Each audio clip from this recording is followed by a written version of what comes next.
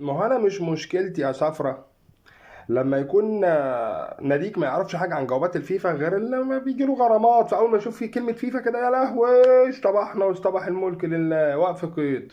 لا، احنا لا، احنا كونجراتوليشن. احنا بيجي لنا حاجات غريبه كده، بيجي لنا هدايا ربنا ما يوريها لك. بيجي لنا فلوس، لينا احنا فلوس عند الفيفا.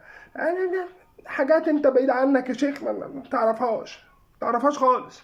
فما تقارنش نفسك، وبعدين ما تشككش في بطوله، لان انفانتينو نفسه بص تحت هنا كده، بص عنده على حسابه الرسمي بيهني النادي الاهلي انه كسب البطوله بتاعت الثلاث قارات، وفي بطوله تانية بتاعت كاس التحدي اللي قبل ريال مدريد، وبعدين ساب كل ده وعمال ماسك في البطوله بتاعتي. طب ما ريال مدريد هيجي يلعب ماتش ببطوله كاس العالم. يا صفرة، يا صفرة اللي ما تعرفيش حاجه عن البطولات اللي انا بدخلها غير ان انت بتتفرج على الاهلي وهو فيها، واقطم عشان احنا تعبانين.